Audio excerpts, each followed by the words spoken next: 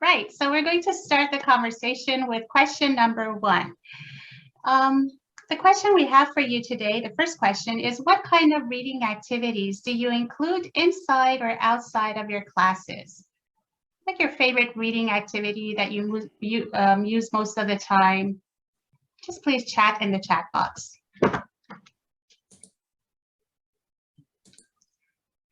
Yes, Vespa, we're recording it. Yeah.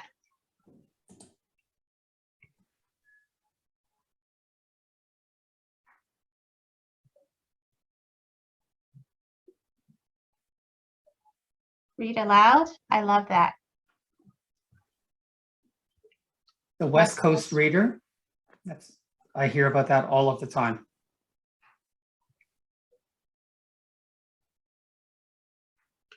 Website links, short newspaper articles.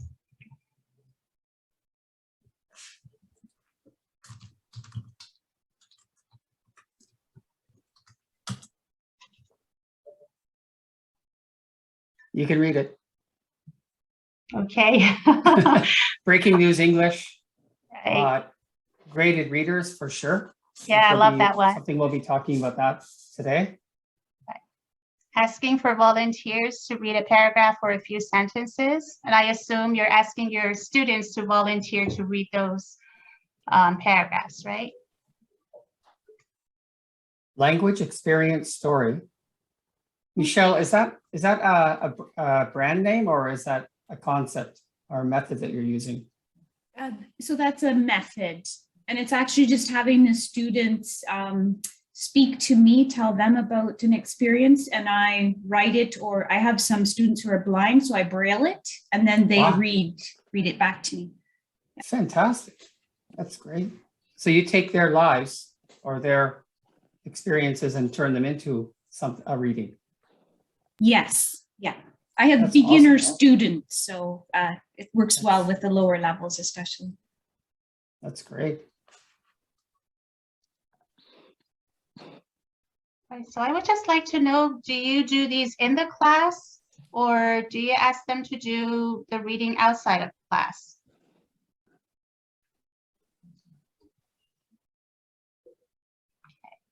I think Sita has extracts of reading in the class, both in and out of class. That's great. Good News Network stories. Very nice. Keep it positive. Mostly in the class.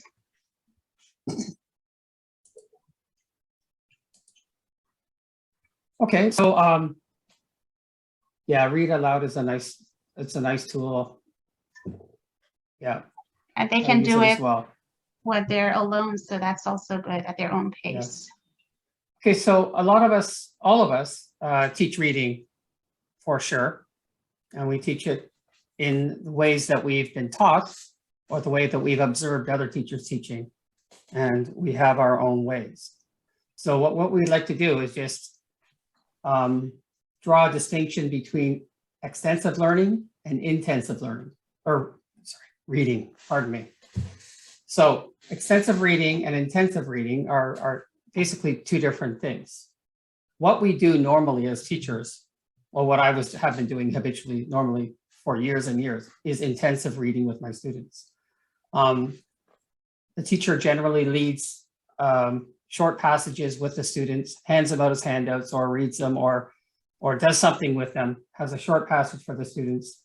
Then we have a bunch of comprehension checks for the students to go through.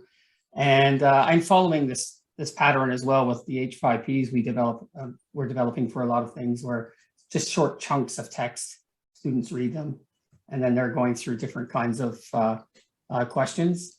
We're focusing on grammar sometimes, of course, vocabulary.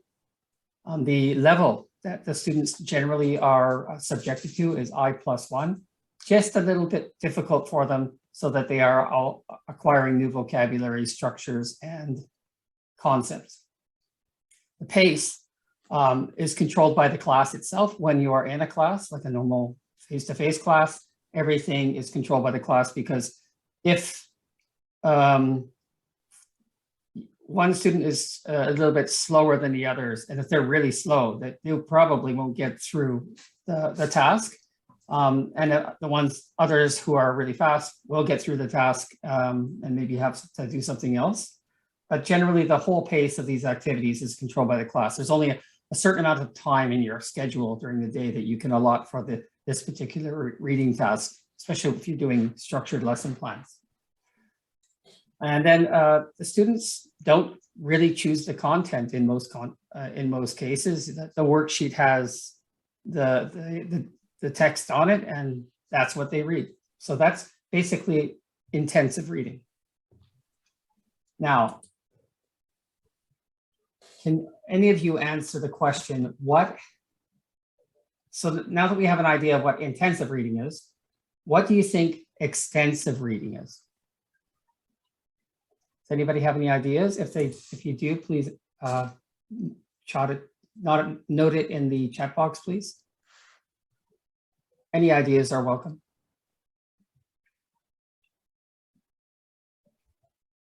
Reading outside the class, that's a good one. Longer pieces of reading. Critical reading.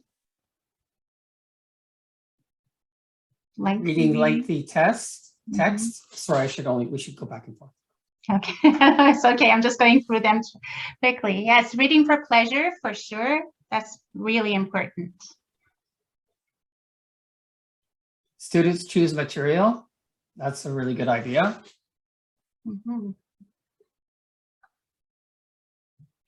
And Elizabeth, we have question 1, ESL literacy readers.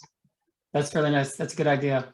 That's you're going to be surprised, Elizabeth, as this goes on. You'll be happy. Reading on topics from different sources. Yeah, that's really good, Sue. And you don't go very much for details. That's right. Just ideas. Very good. The main idea or the plot, the bigger plot of a story, or the bigger topic of the reading. Yeah.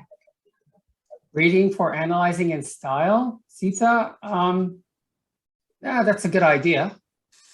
We'll talk about that in a little second. Reading for pleasure. That's seems to be a common idea. And for a longer period of time, absolutely. Especially if they're really engaged and they really like it.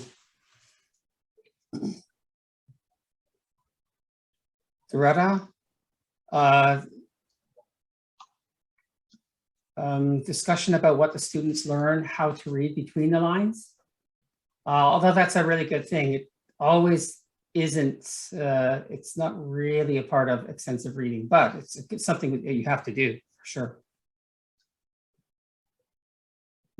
Reading for learning what one is interested in, that's for sure. Like you pick your own topic. If you like fiction, nonfiction, sci-fi, whatever, you pick it yourself. That's right. Yeah. Okay, Sepideh, what do you think about extensive reading? Right. Can you shed any light on this? Yeah, so let's see what the experts have defined as extensive reading. So I'm not sure if anyone is aware of the Extensive Reading Foundation, but it's a foundation that scholars got together and created, and basically they're supporting extensive reading all over the world with a bunch of materials and lots of good resources. So on the Extensive Reading Foundation website, ER or extensive reading is defined as an approach to language learning that encourages students to read a large number of books or other reading materials which are relatively easy for them to understand. Ideally, the books should be easier than the students' current reading level so that they can read quickly without having to look up words in a dictionary. And you can see that I have highlighted some of the words there, which are really important. And these are actually key in planning and implementing a successful extensive reading package. So you have approach, which means it's huge. It's not just an isolated activity. You have the number or volume of reading, which we had in the chat. So it's lengthy reading and more books in terms of volume. It should be easier. Remember that I+1, this is easier level, and then they should be reading really quickly. And in the next slide, we have some more features of a really good extensive reading program. I just have to comment, and maybe some of you might comment in the chat window. Sorry, Sepideh, I'm going off script here, but I wonder if this is shocking to any of you, using this as a way to teach reading for our students. I'm looking at the chat. I don't see anything. Not at all. Nice. Wow, that's good. Well, I guess that wasn't a very good question. But it's a good idea. That's a great idea. Okay. Right, yeah. Wow. Okay. Because in my past 8 years, not recently, but 8 years ago, when I was trying these different forays into introducing these into different places, I had so much resistance to this. Okay, so on this slide, we're going to talk about more of just general characteristics of extensive reading for your program. So first of all, reading for pleasure. Pleasure is good. So that can't be bad. So reading for pleasure, because you have choice of your content. There are limitations, of course, but the students choose their own reading materials. And they read the books or materials at their own schedule, at their own time, when they can relax and read. They control the pace of the reading itself. As Sepideh said earlier, the reading level is easy, so they can be fluid and fluent in their reading. So I-1, the vocabulary is familiar with them, to them. And there are comprehension checks. For each book in the system, most of the systems, there's one comprehension check. A very simple multiple choice quiz is normally what happens. So that's really what you should hang on to for extensive reading for the programs we're looking at introducing. Yeah, that's right. And these are all key. And I see that you are getting excited about them too in the chats, because yeah, of course, it has to be easier, because if it's too difficult, it will somehow discourage them for reading. Just, going to the dictionary all the time and searching for new words. This is going to slow them down and make them less motivated to read. And so this brings us to our next question. Do you think extensive reading is necessary at all? Like when you compare intensive and extensive reading and all those details that we just went through, do you think it's necessary to do extensive reading, or shall we really stick to intensive reading in the classroom? Please type your responses in the chat.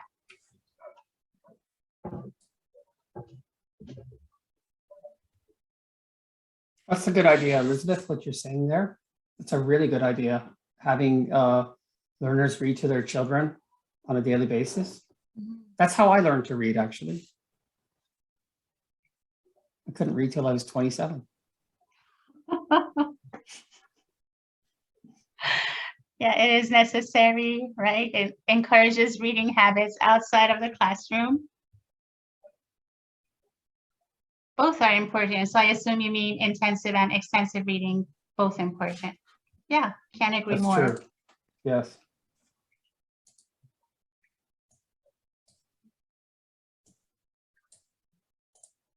That is true, Emily. Research suggests that extensive reading is really productive in terms of language acquisition. That is so true. And we're going to go over this very quickly in the next few slides.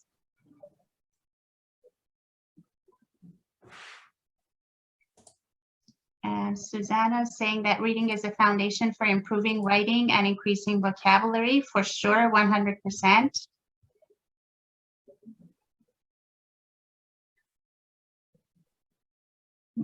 And it's a different set of skills compared to intensive reading. That's true. Okay, so Nazanin thinks that it's necessary, but it all depends on the learner's language goals. That's correct as well. Person is really there to learn the very basic communication in everyday life, then probably that won't really fit their goal. But eventually they will have to read newspapers, magazines, so their goals might change, or they might have different goals over time. So yep, that's true. Valerie, I totally agree with reading helps all skills. I've used this before, and I 100% can vouch and support your statement. And it does build vocabulary, Elizabeth, as well.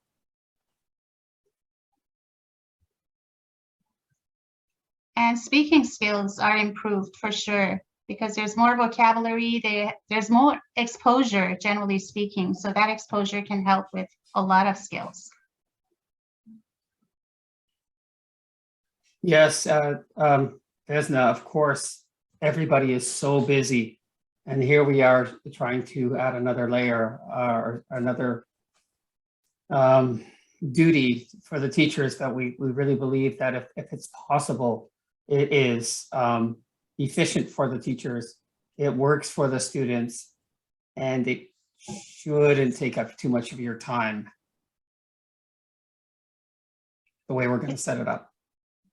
I think it's more like the first few sessions of training. If that goes well, then you can relax and just enjoy the whole program. But if that doesn't go well, like any other online learning, it might turn into a nightmare.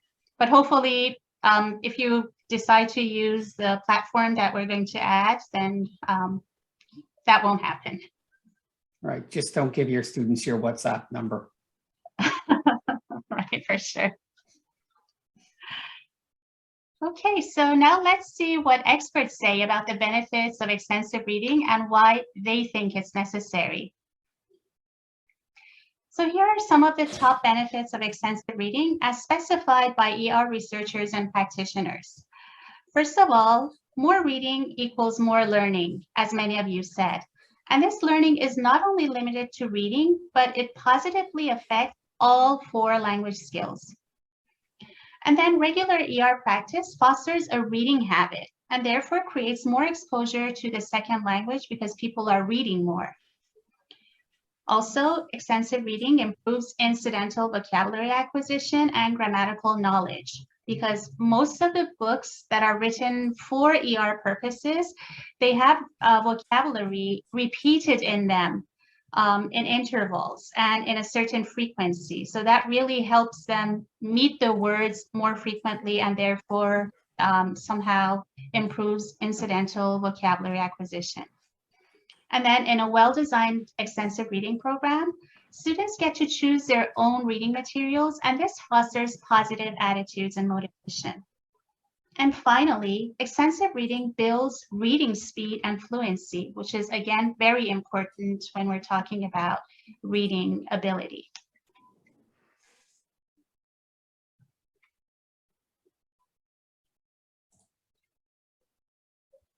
Okay, sorry, my dog had to run out of the room.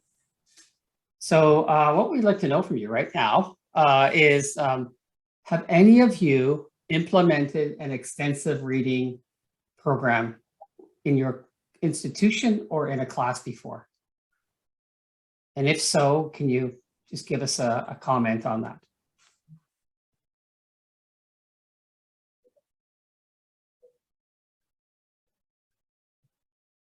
Is Susanna, are you answering for everybody? It's for myself.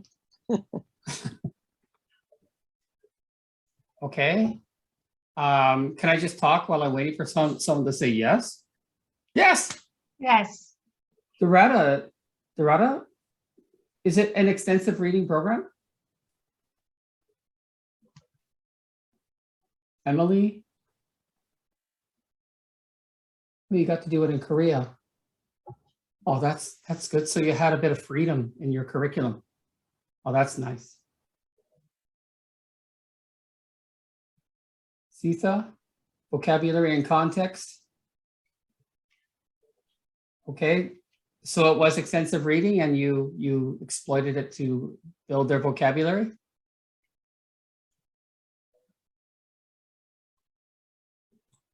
Okay, Yes, I Valerie, did.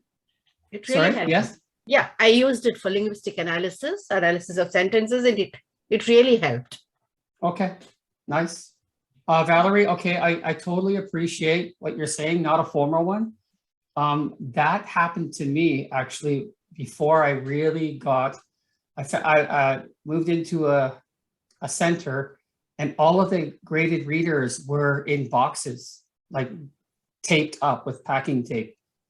And I thought, what a waste. So I started doing that myself, sorting them out. They really smelled.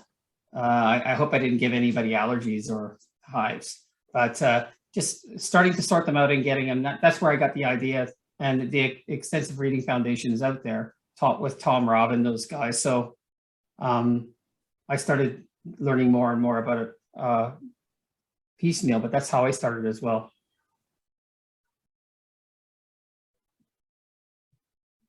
Yeah, okay, so I'll just,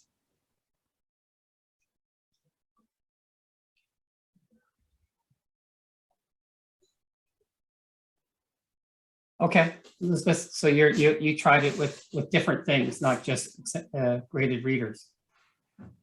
And then taking the students to the library is a really good idea. Yeah, oh But I'm gosh, not sure if it's really possible in these days of COVID anymore. yes, that's true. And So we another don't have- drawback is like, we're not sure if the library really has the books that are suitable for L2 readers. Like there's lots of stuff out there, but how are the students going to sort what they need and to find something which is in the right level? But still, it's really good. I'm not saying not take them to the library if that's a possibility, but I'm just saying, usually if you have your own library at school or in your own class, that will be a little more helpful because you can have controlled extensive reading in terms of level, in terms of length, and in terms of the genre of the reading. That really, okay, I just want to say to you guys what happened with me. There's a college I was in. They had a library, learning resource center, and they had some graded readers there. I would say about 10% of them were cataloged in the learning resource center. That was nice. But 90% of them were across teachers' offices. They were just bought in, they were bought in clusters and nobody really knew what was going on. So I got a bit of a fever going. So then what I did was I just went out and I collected them all, or I recorded them all, and I made my own little spreadsheet, not really a database, but a spreadsheet of them. And we had 560 of these books in there. So it took about 3 or 4 months for me to collect all this information before I would even go to my supervisor to propose using this as this method with our students. So, I mean, in a lot of the cases, there's a lot of groundwork you have to do if you want to do this, except if you want to go through the avenue idea that Sepideh and I are working on, you would not have to do any of that. And that's really important because keeping your library organized is a big deal. I had the same experience. I had 450 graded readers and no one would take them. So the central library wouldn't take them. The departmental library wouldn't take them because it was causing a lot of chaos and students were in and out all the time. And then because it was a university library, people from different departments were able to borrow the books, and we couldn't really limit the books and the borrowing system to our own students and my own personal classes. So the books were gone in in a blink of an eye, and they never came back. So we kept losing books.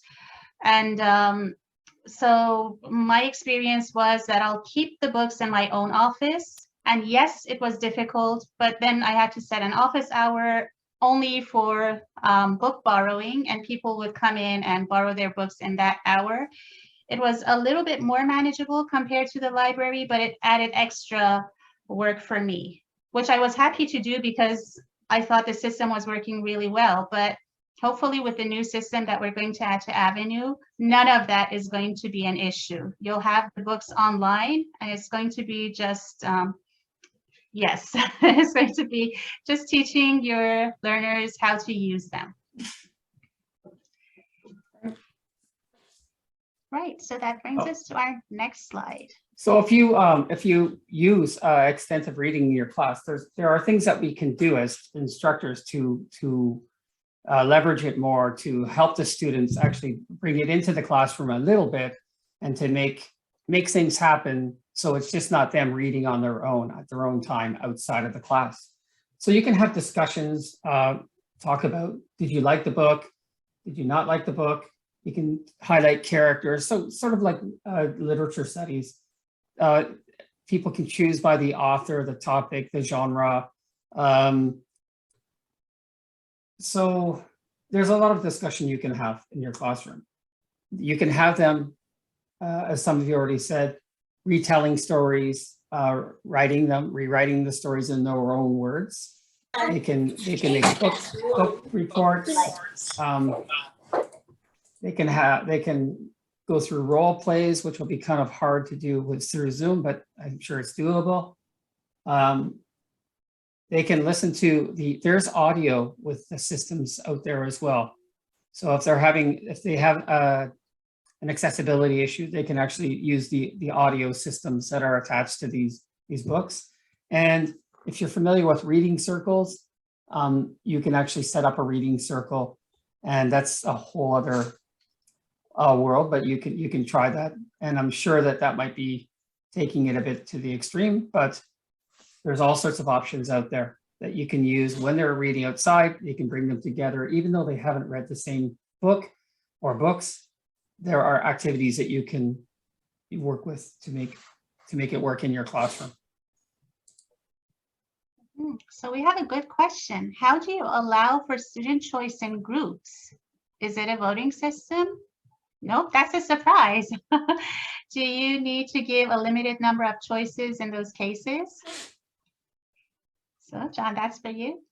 Okay, so you're talking about groups for the actual books themselves, or do you have groups in your class, Emily? I'm talking about like so the idea with extensive reading is that readers will select their own reading material, but in order to have a class discussion about it, they'd need to select the same book. And so how do you manage the group making a choice together is my question.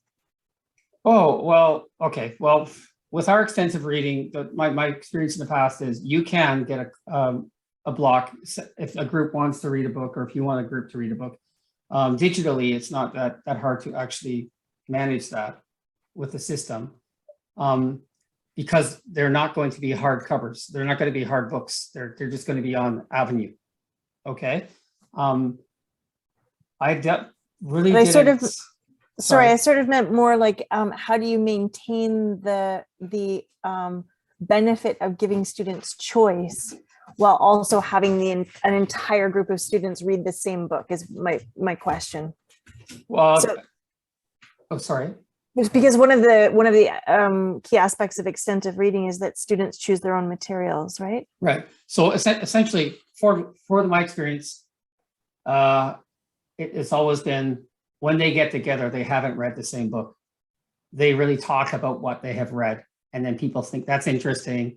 And so it's really an exchange of what their experience is with the others. And that's basically what happens. But you can say everybody reads the story of Muhammad Ali, reader 4 by Friday. You can do it like that, but that's not really extensive reading, right? Then that becomes more intensive, right? But really, generally, they don't read the same book. They read what they read. Okay, I hope that's okay. You can also divide them to smaller groups, maybe groups of 2 or 3 who have read the same book, and then they can discuss it in a small group. Or another capability of this new system and another online system of extensive reading called the M-Reader is that the students are allowed to write book reports. So that report is kind of like a social forum. They write a summary of the book, and then they can add what they think about the book. Did they like it? Did they not like it? And why or why not? So that kind of has the social aspect of discussion in a group, but it's not a classroom discussion. It's all online. I see that Elizabeth says we should leverage forums. I bet you, Elizabeth, you're talking about digital forums. Of course you can. When you are going to be using the resource on Avenue in the future, you will actually just set up a link through your course. It's really not going to be that complex. Okay, so Sepideh, can we shift on? Yeah. Okay, so question 5. If you've had extensive reading in your classes or your institution, would you suggest it to your colleagues? So everybody's had some sort of variation on it. Would you suggest this to your colleagues?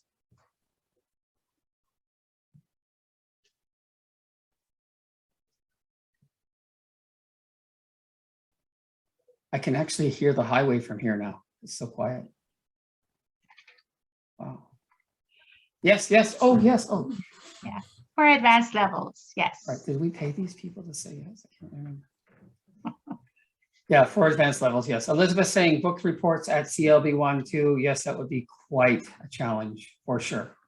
We're talking in general here, Elizabeth. Okay, so I just want to say one more thing about extensive reading. In order to get over the hedge at one of my institutions, instead of just me and a couple of people, zealots sort of going crazy and doing it with our classes and nothing was going for the institution, what we did was we went for a rewards and sort of a splashy system. We made something called the Reader's Cup, like take on the Breeder's Cup. And at the end of the term, we had a competition where the students came. It was part of like a carnival day where students who had read book X, Y, or different books, the similar books, they could apply to go into sort of a Jeopardy situation, and we set up a Jeopardy game with a little screen in the back and all that. So we went all out and we gave them little trophies and stuff like that, so that the questions would be on the book. And because they were so good at the book, they all kept on getting 10 out of 10 on our Jeopardy.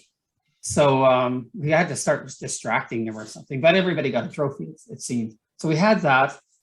We had the competition going through, and yeah, you got to use a lot of trickery or glitz to in institutions that are not really keen on it to move it forward. That's right. And my experience was similar to yours, John, because I was the only person in the department using this extensive reading program, and my other colleagues were a little reluctant to use it because it was based on Moodle, and Moodle is difficult to master if you don't really know how to work with it. So I volunteered to manage their Moodle classes so they can run extensive reading. And we had workshops, and I had I went to their classes and I taught their students how to log into Moodle, how to do the reading, how to do the quizzes. So it was a little bit of a learning curve for all of us, because for me, it was really new teaching my colleagues, and it was also new going to other classes and teaching students who were not mine. But at the end of the day, it really worked out. Because what we used to do prior to this new program was to assign one book to everyone. And so they would read this book at the end of the 3rd month of the semester. And that book was The Animal Farm, by the way. And this has been going on for maybe 30 years in the department. So since 30 years ago, up to the time, everyone was reading Animal Farm for the first 3 months of the semester. And they were getting the same assessment that they got the first year. So the same 30 questions were given to the students after the 3rd month. And by the time we were finished distributing the exam papers to every student, the first student would hand in their paper, which means they didn't really need to read the questions. They already knew the questions because the test was not secure anymore. Everybody already was familiar with the questions. And not surprisingly, all the students got 99% or higher on that test. So that system had to change. And for this reason, it was a little bit of a challenge because students were reading only one book before that, but now all of a sudden they have to read 2 or 3 books a month.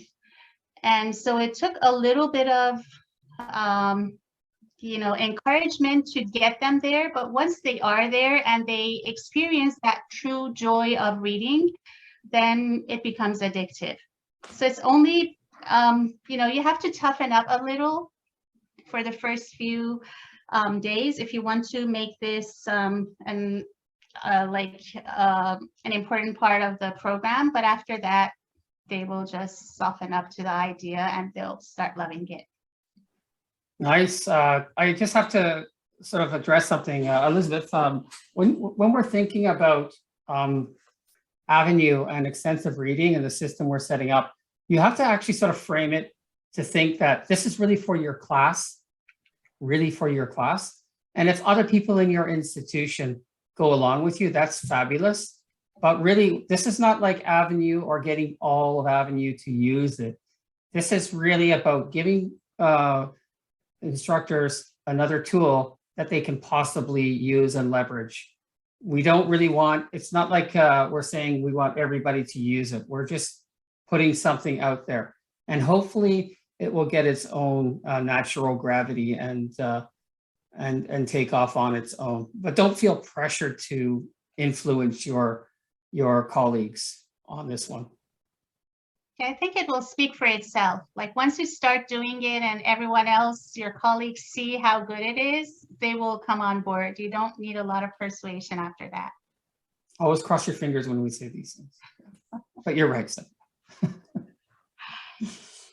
Okay, so let's go to our next slide.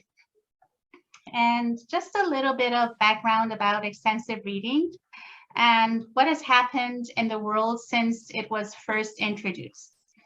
So extensive reading studies have a long history, which goes back to as early as 1919, when scholars used out-of-the-class reading activities and studied how these activities affected their students' overall language ability.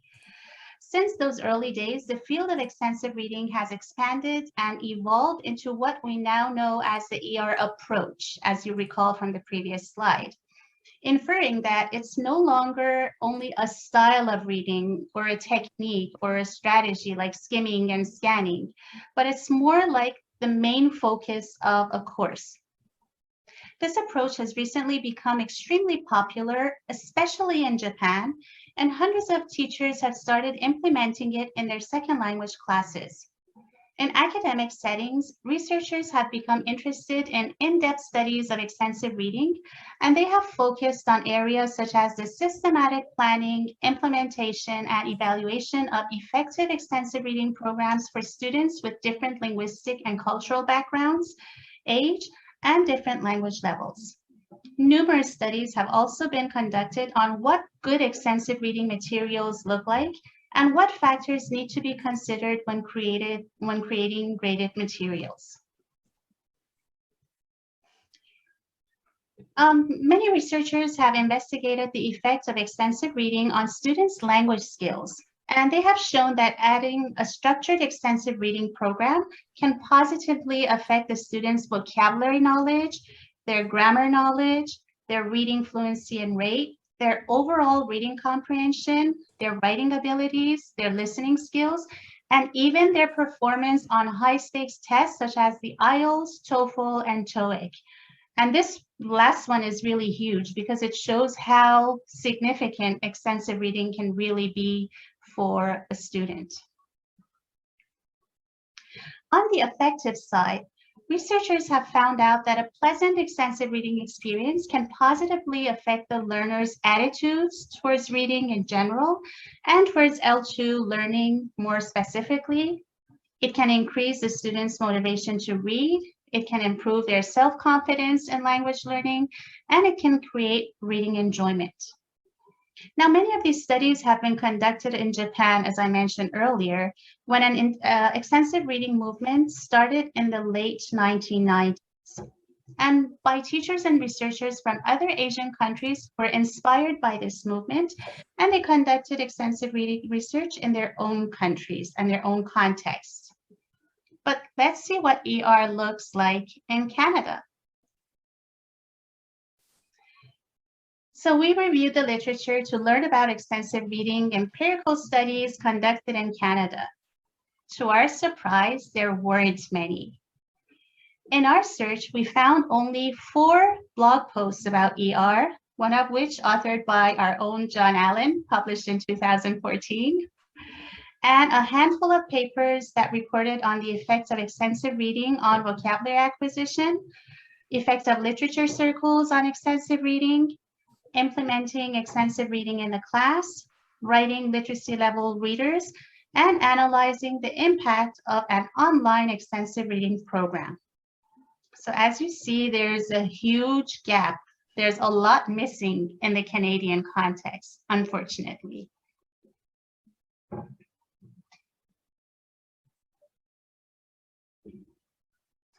Okay, thank you. This slide should be titled Extensive Reading Considerations. Sepideh, that's my fault. I don't know how to spell considerations, so I just paste resources, I think. I don't know what was going on with me. Okay, so things that you have to think about when you're starting off or thinking about using extensive reading with your classes. So you need the graded materials, you need the books, the materials themselves, and you have to have them graded or rated in some sort of levels. You need diagnostic tests prepared, or you have to make them. If you have to make them, boy, it's going to take a while.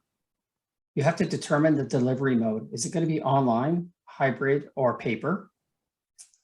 You sometimes don't just have books. You have short passages, so you have just sort of clips that you can use, or PDFs, as well as graded readers.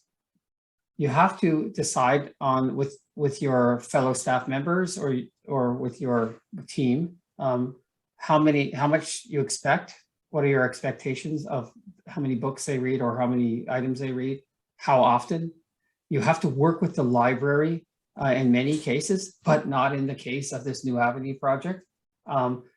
Thinking about what you have, sort of consolidating what you have in your library, maintaining it, which is a big one, and then budgeting it. One thing you'll find is if you set up a paper-based extensive reading in a library, in a center, not a library, not like a college, but a center. Some of the books, if they're not really watched, or there's not a checkout system that's through a library, books will just disappear, and books will get used and wear out.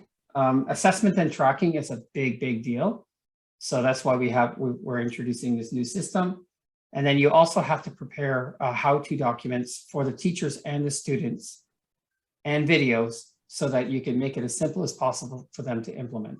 So a lot of these things we're working on right now, and some of them are already done for our new system.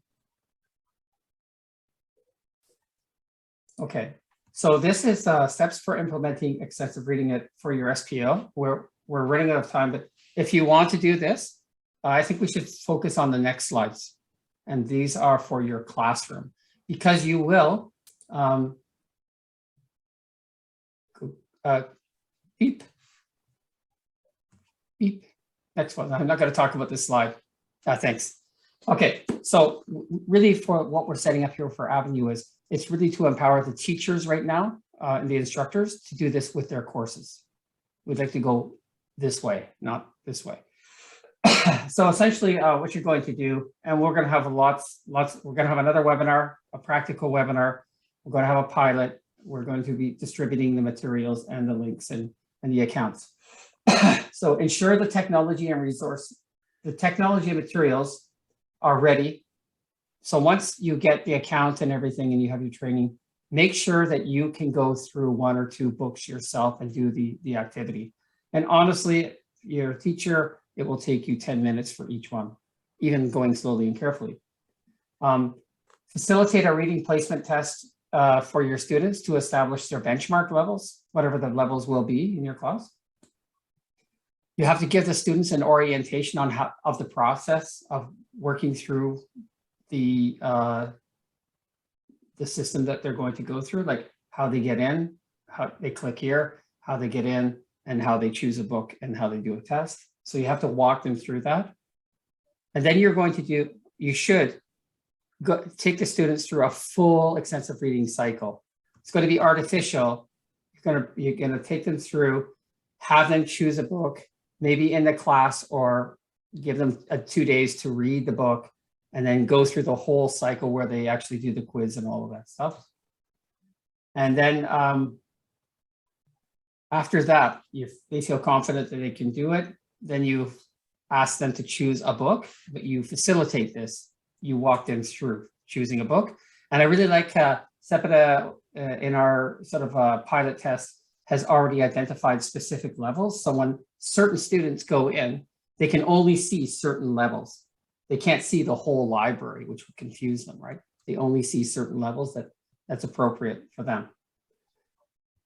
You can have silent reading sessions to allow students to, at the beginning, to have them do some reading in the class time.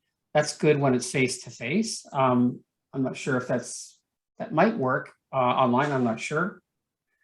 Then they do their first trial comprehension assessment, and then you watch them as they're doing it online.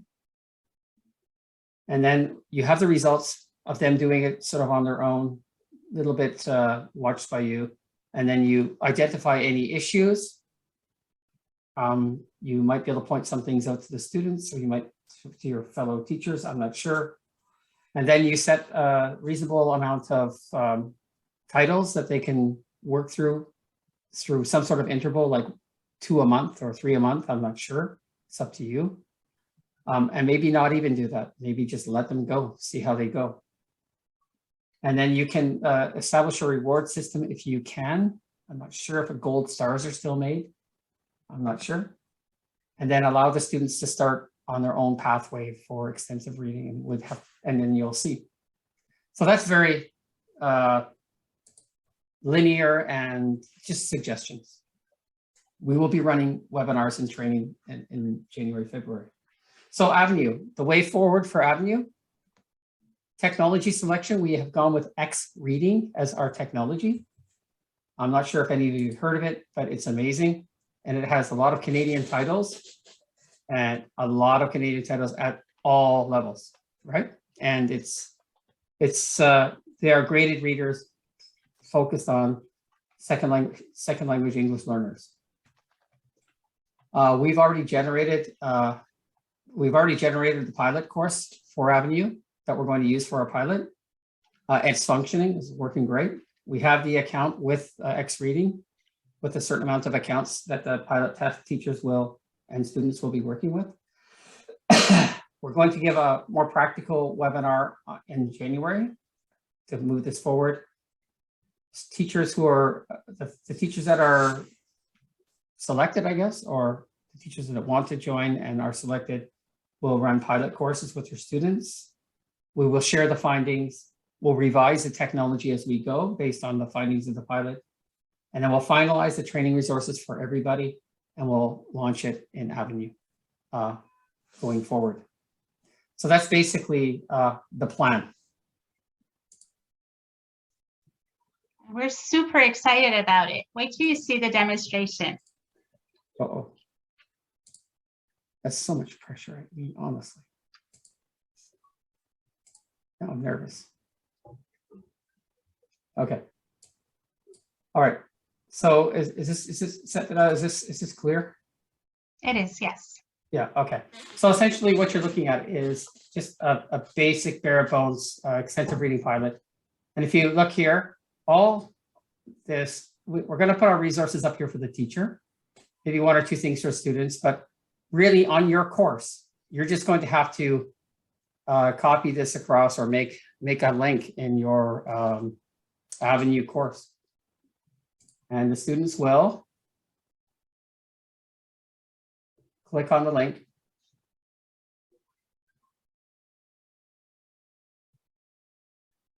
And it will actually, oh, I don't like the head does that. Okay, I'll just talk over top. And the students they'll see a dashboard, and it will only have one class for them. They click on add a book to go look for a book. In here, The genres and the levels are already set by the teacher. We'll have to train you to do that. And the students go in and they choose a book. They're all digital, of course.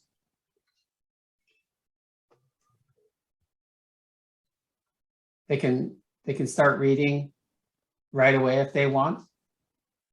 And the book appears. This is because my screen is really tall, sorry. They just start reading. This is for literacy. These are Canadian books, right, Sepideh? They are, yes. Very Canadian, and they're written for newcomers. Right. I don't even think Americans know what vinegar is, so that's a dead giveaway right there. They never put it on French fries, that's for sure. So the students read the book.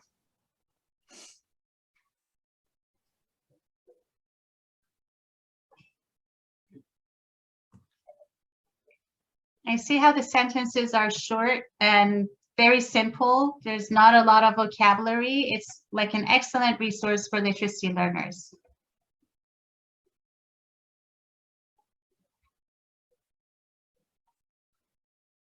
Lots of pictures and not a lot of text.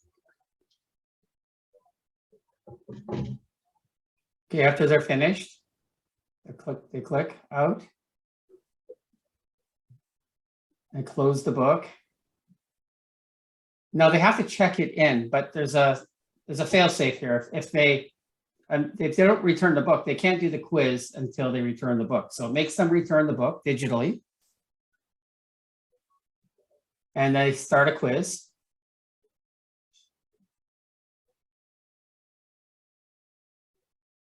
And the quiz looks very Moodle-ish, I think.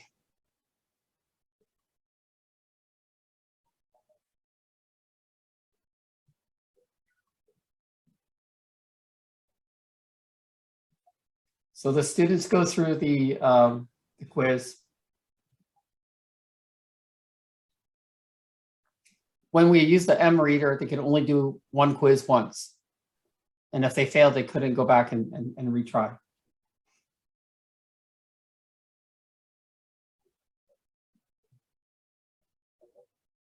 And I think the M Reader has more questions per book compared to Yeah, this they one. had 10. Yeah. 10. So they only have 5 for this. And they're really general compared to M Reader. M Reader Yes. sometimes goes into details. Right, so the quizzes are not that challenging. However, they had to have read to pass usually. So they can rate the book if they wish, or they can rate it later. It was too easy for me, I'm sorry. I don't know. So here's the dashboard that the students see. They've passed the quiz, they get the results. And that's automatically sent to you as the teacher with your teacher account. And that's what we mean by it's not a lot of work once you set it up, because there's no, with the X reading tool, there are lots and lots of resources. You can set up a lot of guardrails to keep the students within the guardrails that you wish. And there are many levels, lots of Canadian content, and the results are sent to you.